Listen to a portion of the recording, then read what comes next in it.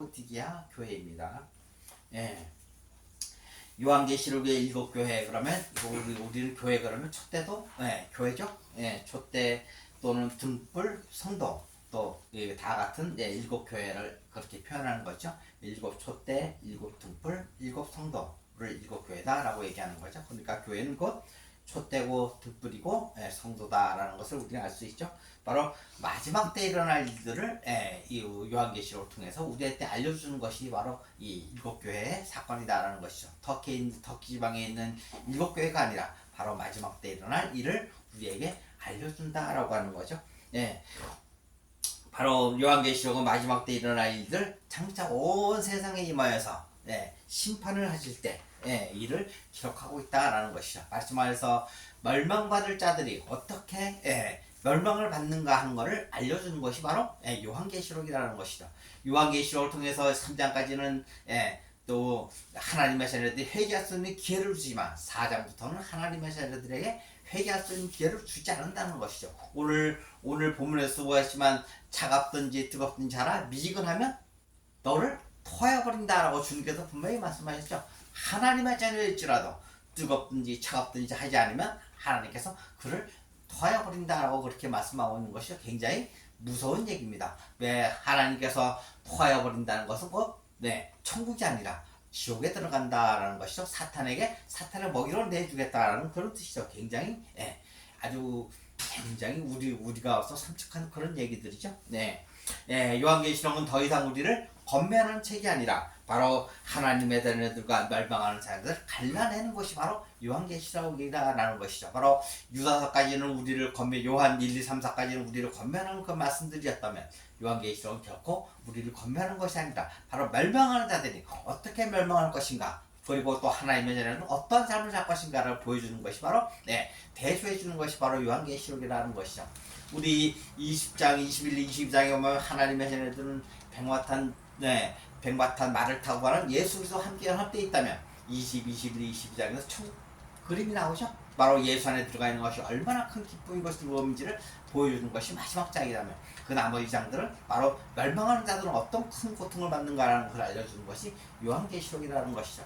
그러므로 요한계시록은 결코 우리가 생각하는 그런 어려운 것이 아니라 바로 누구든지 하나님의 자녀들이라면 누구든지 볼 수 있는 그런 책이다라는 것이죠. 우리는 요한계시록 하면 마치 아주 비유로 이 말씀을 기록했기 때문에 그러니까 이해하기 굉장히 어려운 그런 책으로 알고 있지만 그렇지 않다는 것이죠. 사람의 뜻으로 이 요한계시록을 푼다면 풀리지도 않을 뿐더러 이해할 수도 없죠. 그러나 하나님의 생각과 뜻대로 푼다면 이 요한계시록은 우리에게 주는 굉장한 유익한 힘이 많다라는 것이죠. 다시 말로 요한계시록을 바로 사람의 뜻으로 풀지 말아야 하는 것이 바로 이런 이유죠.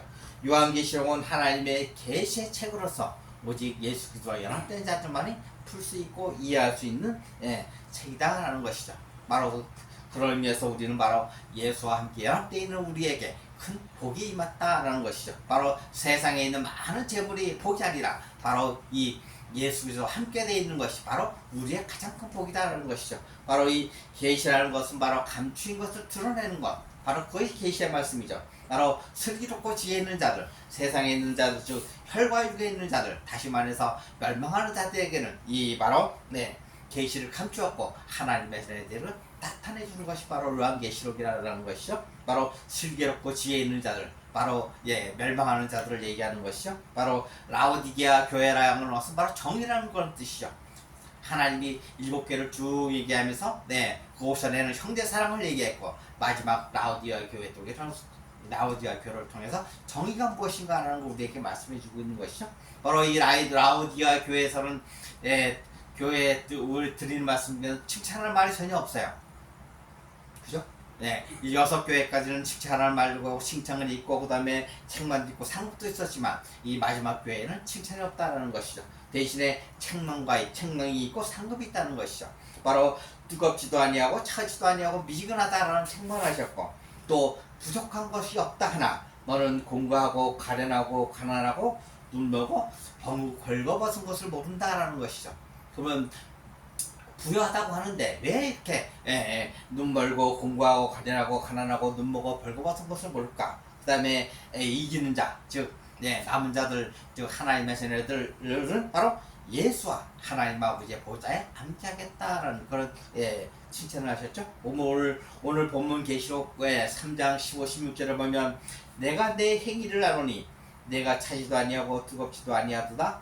내가 차든지 뜨겁든지 하기를 원하노라. 내가 이같이 미지근하여 차갑지도 아니하고 뜨겁지도 아니하니 내 입에서 너를 토하여 버리리라. 우리는 차갑든지 저는 뜨겁든지 하면 서로 상반되는 얘기죠. 그래서 우리는 어떻게 생각하냐면 신앙생활에서 차갑게 하든지 뜨겁게 하든지 서로 상반되는 그런 의미로 얘기하죠. 그러나 주님은 여기서 성경에서 말하는 차갑든지 뜨겁든지라는 의미는 그런 뜻이 아니죠.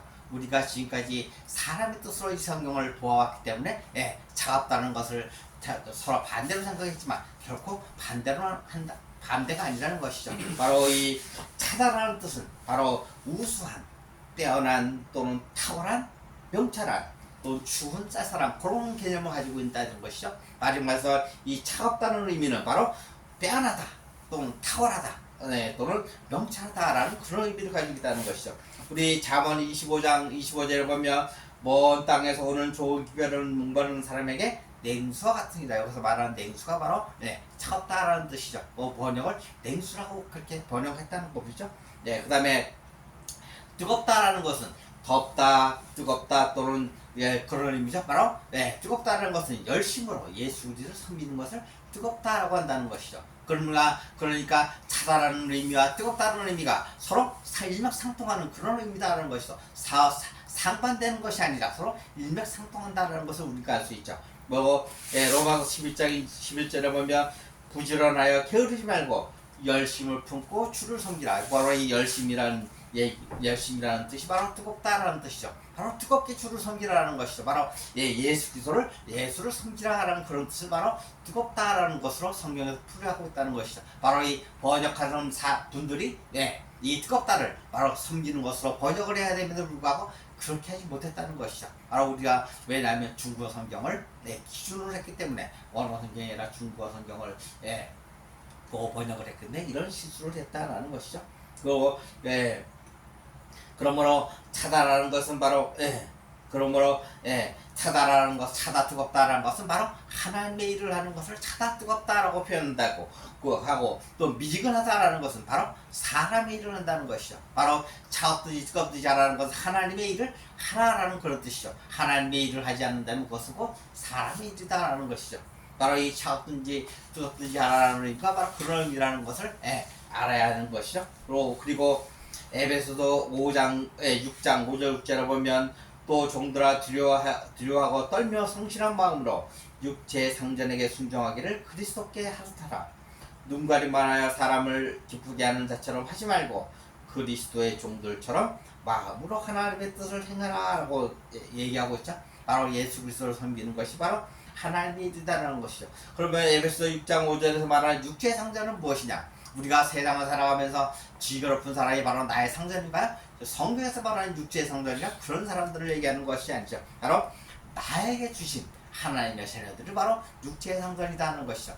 나에게 주신 하나님의 자녀들을 그리스도 대하라는 그런 뜻이죠. 바로 이 세상에 사는 나보다 지가 높은 내 위에 있는 그런 사람들이 육체의 상전이 아니라 바로 나에게 주신 하나님의 자녀들이 육체의 상전이다라는 것이죠. 바로 우리가 육체의 상전에게 행하는 것은 바로 하나님의 뜻을 행하는 것이죠. 하나님의 뜻이라면 6장 39절에 보면 나를 보내신 이의 뜻은 내겐 주신 자 중에 하나도 잃어버리지 아니하고 마지막 날에 다시 살리는 이것이니라. 바로 예수 그리스도로 하나님 아버지의 뜻을 행하러 이 땅 가운데 오셨죠. 바로 그 예수 그리스도께서 우리에게 말씀하시는 것, 하나님의 뜻은 바로 내게 주신 자 중에, 바로 우리에게 주신 자 중에 하나도 잃어버리지 않고 마지막 날에 다시 살리는 것이 바로 우리의 뜻이다라는 것이죠. 바로 육체의 상전이란 바로 내게 주신 하나님의 자녀들을 위한다라는 것을 알 수 있죠.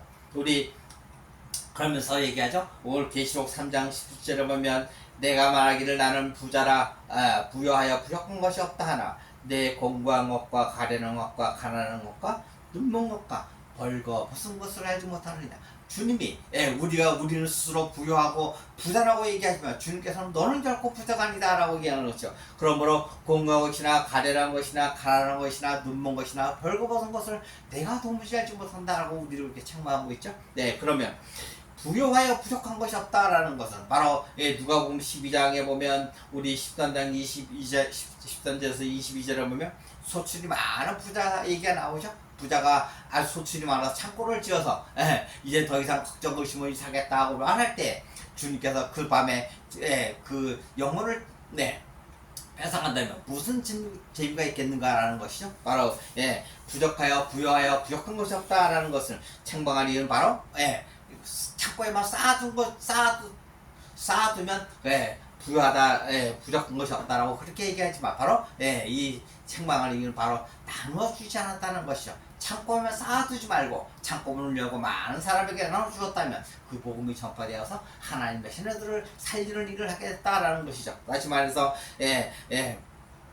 부자 본문 3장 11절에 책망하는 이유는 바로 나누어 주지 않다. 살리는 복음을 나누어 주지 않았기 때문에 주님께서 책망한 것이다 라는 것이죠. 로마서 6장 5절에 보면 만일 우리가 그의 죽으신 것 같은 모양으로 연합한 자가 되었으면 또한 그의 부활과 같은 모양으로 연합한 자도 되니까 우리가 나누어 주는 것은 바로 내가 예수 안에 들어가고 예수가 내 안에 있다는 것, 내가 예수와 함께 연합되어 있다는 것을 나누어 주는 것, 그것이 바로 나누어 주는 것이죠. 바로 그냥 예수를 믿게 한다는 것이 믿게 하는 것이 아니라 바로 내가 예수와 함께 있다는 것을 나누어 주는 것, 그것이 바로 우리가 나누어 주는 것이죠. 여기서 만일이라는 얘기를 썼죠. 왜 만일이라는 얘기를 썼을까? 바로 예수와 함께 연합되어 있는 사람들은 만일이라는 얘기를 빼버려도 되지만 그렇지 않은 사람들한테는 만일이라는 얘기가 없다면 시험 오게 되겠죠. 나는 예수와 연합되지 않았는데 바로 이거 무슨 소리를 하는 거지? 그러면서 성경을 더 이상 예수를 믿지 않게 된다라는 것이죠. 그러면 그런 의미에서 만일이라는 의미를 집어넣었다는 것이죠. 그러므로 만일이라는 얘기를 들으면서 아무든지 이 성경을 읽으면서 이건 나와 관계없는 얘기구나 라고 지나갈 수 있겠다는 것이죠. 그러나 이것은 나와 관계가 없는 것이 아니고 예수 그리스도와 연합되지 않았다면 반드시 관계가 있다라는 것이죠. 바로 그리고 우리가 바로 연합되어 있다는 것을 바로 선포하는 것이 우리의 사명이다라는 것이다. 그 다음에 공고한 것이란 건 무엇이냐? 주님이 말하는 공고한 것이란 바로 예수 그리스도 안에 들어가지 못했다는 것이죠. 바로 그것을 공고한 것이라는 것이죠. 바로 육신으로 만족하는 삶을 살았다라는 것을 바로 공고한 삶을 살았다라고 그렇게 얘기한다는 것이죠. 바로 고린도후서 5장 17절에 보면 그런즉 누구든지 그리스도 안에 있으면 새로운 피조물이라 이전 것은 지나갔으니 보라 새 것이 되었도다. 우리는 새로운 피조물이다 그러면 죄와 사망이 있음에도 가지고 있음에도 불구하고 새로운 피조물이다라고 얘기하지만 그것은 사람의 생각일 뿐이죠. 바로 이 주님이 말하는 새로운 피조물이란 죄와 사망 가운데 있지 않은 바로 예수 그리스도와 함께 된 사람만이 새로운 피조물이 된다는 것이죠. 그러면 우리가 예수 안에 들어가면 예수가 나를 영접하고 내가 예수를 영접하는 순간에 우리는 새로운 피조물이 되죠. 그러면 도대체 새로운 피조물이 무엇인가라는 의미를 정확히 알아야 된다는 것이죠. 우리는 다 육체를 가지고 있죠. 예수님도 마찬가지로 이 땅 가운데 오실 때 육체로 오셨죠. 영으로 오신 분이 아니라 육체로 오신 분이죠. 그리고 사흘 만에 다시 부활합니다. 부활체의 몸을 가지시고 살과 뼈가 있는 부활체의 몸을 가지셨죠. 그 몸이 바로 예수가 우리를 영접하고 우리가 예수를 영접하는 순간 그 몸이 바로 우리의 몸이 된다는 것이죠. 바로 죄와 사망에 있는 나의 몸을 죽어버리고 바로 예수님이 부활하심과 동시에 나와 똑같이 부활하는 삶, 그것이 바로 새로운 피조물이죠. 그러니까 나의 몸은 더 이상 내 것이 아니라 누구 것? 바로 예수 그리스도의 것이 되는 것이죠. 우리가 마지막 날 죽음의 심판 가운데 있을 때 우리 몸은 썩지만 우리 목숨은 주님 앞에 나아가 심판을 받게 되죠. 우리 두 가지 부활이 있죠. 생명의 부활이 있고 사망의 부활이 있죠. 다시 말해서 내가 예수의 몸을 입은 새로운 피조물이 됐다면 생명의 부활로 주님 앞에 나아갈 것이고, 그렇지 않고 여전히 주님을 영접했다고 하나 죄 가운데 있다면 바로 사망의 부활, 바로 사탄의 불못에 들어가야 된다라는 것이죠. 바로 이 새로운 피조물이라는 것이 바로 예수 그리스도의 몸을 입고 새로운 삶을 사는 것이 바로 새로운 피조물이다라는 것이죠. 그리고 가련한 것이다 라고 말씀하시죠. 가련한 것이라는 것, 불쌍한 것, 즉 긍휼을 말씀하시는 거죠. 죄인을 의인으로 변화시키지 못하는 것을 바로 가련한 것이다 라고 얘기한다는 것이죠. 고린도전서 15장 19절에 보면 만일 그리스도 안에서 우리가 바라는 것이 다만 이 세상의 삶뿐이면 모든 사람 가운데서 우리가 더욱 불쌍한 자이더라. 바로 이 세상의 삶뿐이라면, 바로 예수를 믿는다고 하면서도 이 세상의 삶뿐이라면 그것은 불쌍한 자다라는 것이죠. 바로 세상에 있는 사람들이 예수 그리스도와 연합된 것을 모르고 있는, 개 중에는 또 알 수도 있지만 대부분 모르고 있다는 삶을 사는 그 사람들이 바로 불쌍한 삶이다라는 것이죠. 바로 이 세상의 삶뿐이면 모든 사람 가운데 우리가 더욱 불쌍한 자로라. 불쌍한 자라는 개념이 바로 이런 개념이라는 것이죠. 바로 예수와 함께 하나는 것을 알지 못하는 사람, 바로 그것이 불쌍한 사람이라는 것이죠. 우리는 입으로 임마누엘을 많이 외치지만 그것은 말로 말하는 임마누엘이고 나와는 상관이 없는, 예수는 예수고 나는 나고, 그러한 삶을 살게 된다는 것이죠. 그런 것이 바로 세상의 삶뿐이다라는 것이죠. 바로 임마누엘이라는 것은 예수와 내가 따로따로가 아니라 같이 하나가 되는 한 몸을 구성하는 것이 임마누엘의 삶이다라는 것이죠. 그 다음에 이제 주님께서 말씀하시죠. 가난한 것이다라는 것. 우리는 가난한 것이라는 것 성경에서 많이 들었죠. 예수 그리스도와 연합하지 못한다는 것이 바로 가난한 것이다라는 것이죠. 바로 예수 그리스도 밖에 있는 것, 바로 그것이 가난한 삶이다라는 것이죠. 바로 우리 고린도서 8장 9절에 보면 우리 주 예수 그리스도의 은혜를 너희가 알거니와 부요하신 이로써 너희를 위하여 가난하게 되심은 그의 가난함으로 말미암아 너희를 부요하게 하려 합니다. 예수님께서 우리에게 모든 지식을 주심으로 말미암아 예수님께서 가난하게 되었지만 결코 가난하신 분이 아니라 또 하나님 아버지께 받음으로 부요하신 자가 되는 것이 예수님이시죠.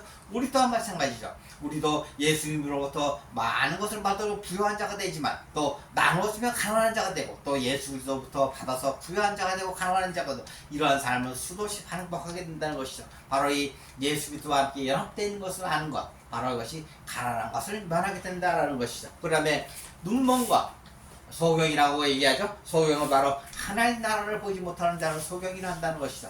눈먼 것은 바로 하나님 나라를 보지 못하는 삶을 바로 눈먼 것이라 한다는 것이죠. 또 주님을 아는데 아주 게으른 자, 그것 또한 눈먼 것이라고 한다는 것이죠. 요한일서 3장 18절에 보면 그를 믿는 자는 심판을 받지 아니하는 것이요 믿지 아니하는 자는 하나님의 독생자의 이름을 믿지 아니하므로 벌써 심판을 받은 것입니다. 바로 하나님 나라를 볼 수 있는 사람, 바로 예수와 함께 연합되어 있지 않다면 하나님 나라를 결코 볼 수가 없다라는 것이죠. 바로 우리를 보고 나라와 제사장으로 삼았다라고 그렇게 말씀하고 계시죠. 바로 우리가 바로 하나님의 자녀들이 바로 하나님의 나라인 것이죠. 뭐 땅덩어리가 있고 그런 것이 나라가 아니라 바로 내 자신이 바로 하나님 나라의 소속이다라는 것이죠. 우리는 바로 그리스도의 지체가 되기 때문에 바로 하나님 나라가 됐다는 것이죠. 그 다음에 벌거벗은 것을 알지 못하느냐고 하시죠. 여기서 벌거벗으라는 것은 완전히 벗은 것이 아니라 옷을 입고 있지만 그 사람 바로 벌거벗었다라고 그렇게 얘기한다는 것이죠. 성경에서는 헐벗었다라고 그렇게도 얘기하는데, 벗었다라는 것은 바로 육신의 일을 도모하는 사람을 보고 벗었다라고 얘기한다는 것이죠. 세상 길에 매진하는 것, 그것 또한 벗었다라고 얘기한다는 것이죠. 성경에서 예수님 우리를 보고 벗었다 한다는 것은 세상 길에 매진하거나 또는 육신의 일을 도모한다면 그것을 보고 벌거벗었다라고 얘기한다는 것이죠. 우리 계시록 16장 15절에 보면 보라 내가 도둑같이 오리니 누구든지 자기 옷을 지켜 벌거벗고 다니지 아니하며 자기의 부끄러움을 보이지 아니하는 자는 복이 있도다. 바로 우리가 벌거벗지 않는 자는 복이 있다라는 것이죠. 그러면 우리가 입을 옷은 도대체 무엇인가? 바로 예수 그리스도로 옷 입어야 된다는 것이죠. 바로 그것이 바로 우리가 입을 옷이라는 것이죠. 로마서 13장 15절에 보면 오직 예수 그리스도로 옷 입고 정욕을 위하여 육신의 일을 도모하지 말라. 바로 무슨 옷이라고 말씀하시죠? 예수 그리스도로 옷을 입어라라고 그렇게 말씀하고 계신다는 것이죠. 또 계시록 오늘 3장 18절 19절에 보면 내가 너를 권하노니 내게서 불도 연단한 금을 사서 부조하게 하고 흰옷을 사서 입어 벌거벗은 수치를 보이지 않게 하고 안약을 사서 눈에 발라보라 라고 주님께서 그렇게 말씀하고 계시죠. 오늘 3장 18절에 보면 하나님의 권면한 말씀이 나오시죠. 불로 연단한 금을 사라라고 금을 사라라고 하고 또 흰옷을 입으라, 그리스도로 옷 입어라 라고 그렇게 하나님께서 말씀하시죠. 또 안약을 사서 눈에 바르라 라고 얘기하죠. 뭐 불로 연다는 금을사라는 것은 바로 하나님의 제사장, 하나님의 백성이 되라 한다는 것이죠. 여기서 안약을 써서 눈에 바라보라 하고 우리 시중에서 파는 안약을 얘기하는 거야. 그것도 보이던 잘못된 것이죠.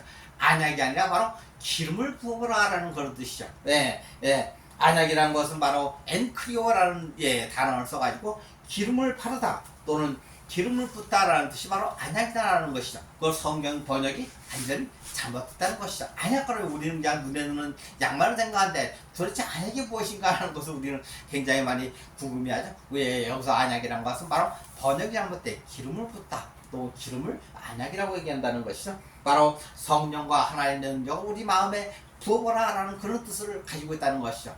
하나님의 성령과 하나님의 능력이 우리 마음속에 있다면 우리 또한 하나님의 자녀가 된다라는 것이죠. 바로 고린도전서 1장 24절에 보면 오직 부르심을 입은 자들에게는 유대인이나 헬라인이나 그리스도는 하나님의 능력이요 하나님의 지혜이다. 바로 예수 그리스도가 하나님의 능력이 되고 하나님의 지혜가 된다라고 분명히 우리에게 말씀하시죠. 바로 예수 그리스도를 입는 삶, 바로 그것이 안약을 바르는 삶이 된다는 것이죠. 바로 예수 그리스도 안에 들어가는 것이 바로 성령을 받은 삶이 되고 바로 기름 부음을 받은 주의 자녀가 된다라는 것이죠. 그러므로 하나님 아버지께서 우리를 사랑하시는 증거가 무엇이냐? 한번 오늘 본문 19, 오늘 계시록 3장 19절에 나오죠. 물은 내가 사랑하는 자를 책망하여 징계하노니 그러므로 내가 열심을 내라 회개하라. 하나님이 우리를 내버려 둔다면 그것은 요 하나님의 사랑이 우리에게 미치지 않았다는 것이죠.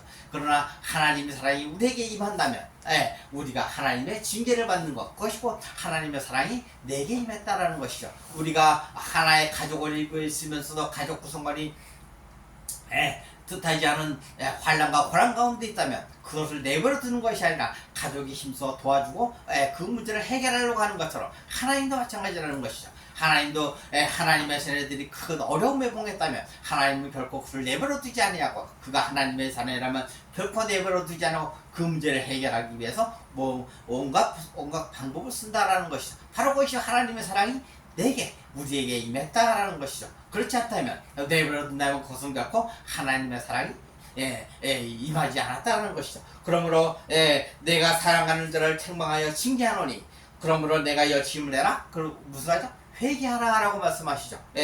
회개라는 것은 바로 우리 헬라어에서 메타노에이라는 뜻이 있어서 메타와 노에이가 합성한데 메타라는 뜻이 뭐뭐와 함께 그다음에 노에이라는 뜻은 깨닫다라는 것이죠. 누구와 함께 깨달아야 되는 것이죠? 바로 예수와 함께 회개할 때 할 때가 진정한 회개가 되는 것이고 내가 예수고 나는 나고 그거 내가 회개한다면 결코 그것은 회개가 하나님 보시기에 결코 회개가 아니라는 것이죠. 우리는 지금까지 신앙생활을 하면서 무슨 회개를 한 거야? 알고도 지은 죄, 모르고도 지은 죄, 또 하나님의 뜻대로 살지 못한 죄를 수도 없이 회개를 했죠. 그럼 하나님께 응답받은 사람이 있나요? 그 누구도 응답받은 사람은 없습니다. 그래, 내가 내 죄를 용서하겠다라고 응답받은 적이 한 번도 없다는 것이죠. 왜 그러냐면 그것은 하나님과 관계없는 회개를 했기 때문에 하나님께서는 쳐다도 안 보셨다는 것이죠. 바로 예수 그리스도와 함께 된 함께하여 회개를 할 때만이 바로 하나님께서 그 회개를 받아주신다라는 것이죠. 바로 이 회개라는 뜻이 메타노에이, 뭐뭐와 함께 깨닫다라는 것이죠. 바로 예수와 함께 깨달을 때 그것이 진정한 회개가 된다라는 것이죠. 바로 고린도후서 7장 10절을 보면 하나님의 뜻대로 하는 근심은 후회할 것이 없는 구원에 이르게 하는 회개를 이루는 것이요 세상 근심은 사망을 이루는 것이니라. 바로 예수 그리스도와 연합되지 않았다면 구원은 우리와 함께하지 않는다라는 것이죠. 바로 예수와 함께하는 회개, 그것이 진정한 회개다라는 것이죠. 그런 사람에게는 구원이 임할 것이고 그렇지 않고 예수는 예수고 나는 나라고 생각하면서 늘 회개하는 사람에게는 결코 구원이 이르지 않고 사망이 이른다라는 것이죠. 바로 우리 히브리서 12장 5절 6절에 보면 아들들에게 권하는 것 같이 너희에게 권면하신 말씀도 있었도다. 일렀을 때 내 아들아 주의 징계하심을 경여기지 말며 그에게 꾸지람을 받을 때 낙심하지 말라. 주께서 그 사랑하시는 자를 징계하시고 그가 받아들이시는 아들마다 책질하시니라 하였으니 바로 하나님의 사랑이 임함으로 말미암아 우리를 징계한다라는 것이죠. 하나님의 사랑이 임하지 않았다면 결코 우리를 징계하지 않았다라는 것이죠. 바로 이 회개의 결론은 바로 아가파의 사랑이 이루어지는 것, 바로 그것이 회개의 결론이라는 것이죠. 아가파의 사랑은 바로 하나님만이 할 수 있는 그런 사랑이죠. 사람은 결코 할 수 없는 사랑이 아가파 사랑인 것이죠. 네, 바로 아가파의 사랑이 우리에게 임했다는 것은 바로 이루어지는 것이 바로 하나님 우리를 사랑하는 증거다라는 것이죠. 우리 그러면서 우리는 계시록 계시록 3장 20절에 보면 볼지어다 내가 문 밖에서 두드리노니 누구든지 내 음성을 듣고 문을 열면 내가 그에게로 들어가 그와 더불어 먹고 그는 나와 더불어 먹으리라. 바로 먹는다라는 것이 바로 어떠냐면 예수 그리스도 함께 연합된다라는 것이죠. 한 몸이 된다라는 것이죠. 예수님 나와 더불어 나를 영접하고 내가 예수를 영접할 때 우리는 한 몸이 되는 것과 같은 이치라는 것이죠. 바로 그것을 계시록 3장 20절에 주님께서 말씀하고 계시다는 것이죠. 더 이상 3장 4장부터는 주님께서는 더 이상 권면할 말씀이 없다는 것이죠. 바로 하나님의 자들에게 마지막으로 주는 회개의 말씀, 회개하라는 말씀이 바로 계시록 라우디아의 교회에 나온다는 것이죠. 우리 요한복음 7장 7에서 10절에 보면 예수 그리스도가 바로 양의 문이죠. 왜? 예수께서 다니시되 내가 진실로 너에게 말하오니 나는 양의 문이라. 바로 예수님이 바로 아버지께로 갈 수 있는 양의 문이다라는 것이죠. 내가 문이니 누구든지 나로 말미암아 들어가면 구원을 받고 또 들어가며 나오면 꼴을 얻으리라. 바로 예수 그리스도에게 들어가는 자만이, 예수 그리스도와 함께하는 자만이 바로 상급이 있다라는 것이죠. 도둑이 오는 것은 도둑질하고 죽이고 멸망시키는 것뿐이요 내가 온 것은 양으로 생명을 얻게 하고 더 풍성히 얻게 하려는 것이다. 바로 우리가 예수 그리스도 안에 들어간다면 바로 예수님이 바로 생명이라는 존재인 분이시죠. 우리가 생명을 얻는다는 것이죠. 새로운 생명을 얻는 것이고 새로운 피조물의 삶을 사는 것이 바로 새로운 생명을 얻는 삶이 되는 것이죠. 그러므로 우리가 사는 것은 바로 더 이상 비록 내가 몸을 가지고 있지만 내 몸이 아니라 바로 예수 그리스도의 몸이다라는 것을 우리는 생각하고 살아야 된다는 것이죠. 바로 그것이 바로 새로운 피조물의 삶인 것이죠. 요한복음 14장 20절을 보면 그날에는 너희가 아버지 안에 너희가 내 안에 내가 너희 안에 있는 것을 너희가 알리라. 바로 삼위일체 하나님이 삼위일체 하나님이신 것처럼 나도 또한 여기 삼위일체 속에 들어간다면 나 또한 삼위일체가 된다는 것이죠. 바로 내가 예수 안에 들어가는 순간 바로 예수님이 나와 함께하는 한 몸을 이룬 존재가 된다는 것이죠. 그러면서 우리가 예수 안에 들어갈 때 버려야 될 것이 갈라디아서 5장 24절에 보면 그리스도 예수의 사람들은 육체와 함께 그 정욕과 탐심을 십자가에 못 박았느냐. 우리가 예수 안에 들어가는 순간 육체와 함께 정욕과 탐심을 십자가에 못 박는 삶을 살아야 한다는 것이 아직도 정욕과 육체와 함께 정욕과 탐심을 십자가에 못 박지 못했다면 그것은 예수와 함께하는 삶이 아니라는 것이 우리가 기도할 것은 바로 여기 있는 것이죠. 바로 내가 예수 그리스도와 하나가 되는 것을 깨닫게 달라는 것. 내가 세상을 살아가면서 예수와 함께 하는 것을 알게 해달라는 것. 그것이 바로 우리의 기도가 된다는 것이죠. 먹는 것, 입는 것, 마실 것, 그것이 우리의 기도가 아니라 바로 내가 예수와 함께 하나가 되는 것을 알게 해달라는 것이 바로 우리의 기도가 되어야 한다는 것이죠. 그러면서 주님께서 말씀하시죠. 귀 있는 자는 성령이 교회들에게 하시는 말씀을 들을지어다 라고 그렇게 말씀하시죠. 사람마다 다 귀는 있죠. 그러나 하나님의 말씀을 들을 수 있는 귀가 있고 하나님의 말씀을 듣지 못하는 귀가 있다는 것이죠. 우리 마태복음 13장의 씨 뿌리는 비유를 주님께서 말씀하셨지만 그것을 이해하는 사람도 있고 이해하지 못하는 사람도 있다는 것이죠.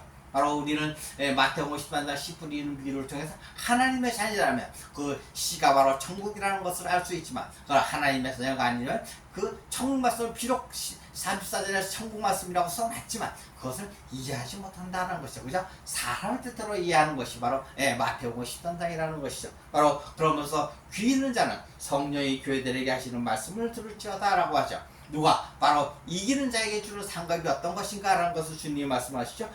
이기는 자는 바로 하나님의 자녀들을 통해서 이기게 하신다는 것이죠. 하나님이 이기게 하시는 것이지 내가 이기는 것은 아니다라는 것이죠. 바로 이기는 자가 우리 이곳교회에 주시는 성경 보면 생명나무의 열매를 주워 먹게 하겠다.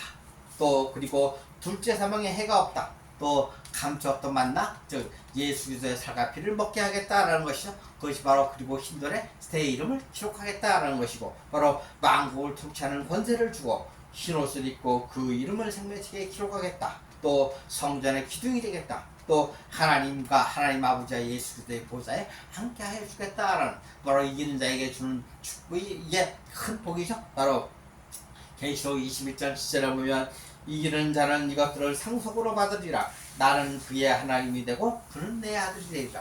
왜 하나님은 바로 나의 하나님이 되고 나는 내 하나님의 아들이 된다라는 것이죠. 그것이 굉장히 큰 복이 바로 내가 하나님 바로 나의 하나님이 되고 내가 하나님의 아들이 되는 것이 바로 가장 큰 복이다라는 것이죠. 네.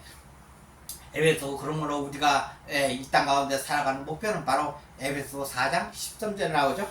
우리가 다 하나님의 아들을 믿는 것과 하늘 이제 하나가 되어 온전한 사람을 이루어 그리스도의 장성한 분량이 충만한 때까지 이르니 바로 이 그리스도의 장성한 분량이 충만한 때까지 이룰 수 있도록 하나님께서 우리를 끊임없이 징계하시고 시험하신다는 것이죠. 바로 우리가 이 그리스도의 장성한 분량까지 갔다면 더 이상 하나님께서는 시험하거나 징계하는 것이 횟수가 줄어들겠죠. 그러나 우리가 살아가는 동안에는 우리의 끊임없는 시험과 징계가 온다라는 것이죠. 바로 이 시험과 징계를 피하는 방법은 바로 하나님의 뜻대로 사는 삶, 그것이 바로 시험과 징계를 피하고 그리스도의 장성한 분량까지 빨리 충만해지는 것이 바로 하나님의 징계를 피하는 방법이다라는 것이죠. 하나님이 우리를 사랑하심으로 말미암아 우리를 책망하고 징계를 하신다는 것이죠. 하나님의 사랑이 우리에게 있지 않다면 결코 하나님은 그냥 내버려 두지 우리를 징계하거나 책망하지 않으신다는 것이죠. 하나님의 뜻대로 행하지 않았다면 회개하여 구원을 받는 회개해서 구원을 받는 것이 바로 우리의 일이다라는 것이죠. 내가 지금까지 하나님의 뜻대로 행하지 못했다면 바로 예수와 함께 회개함으로 말미암아 구원을 받다라는 것이죠. 바로 에베소도 우리는 누구? 하나님의 자녀들이죠. 에베소서 1장 4절에 보면 곧 창세전에 그리스도 안에서 우리를 택하사 우리로 사랑 안에서 그 앞에 거룩하고 흠없게 하시려고 바로 창세전에 우리를 택했다라는 것이죠. 하나님의 자녀들은 바로 창세전에 우리를 만들어서 이 땅 가운데 있게 했음으로 말미암아 하나님께서 우리를 결코 버려두지 않는다라는 것이죠. 바로 그것이 우리의 가장 큰 복인 것이죠. 그러므로 하나님의 자녀들은 예수 그리스도와 연합되는 것을 두려워할 필요가 없다는 것이죠. 하나님은 결코 하나님의 자녀들을 버려두지는 않는다라는 것이죠. 나는 그의 하나님이 되고 나는 하나님의 아들이 되는 복이 함께 하기를 예수 그리스도의 이름으로 축복합니다. 아멘. 기도하겠습니다. 우리는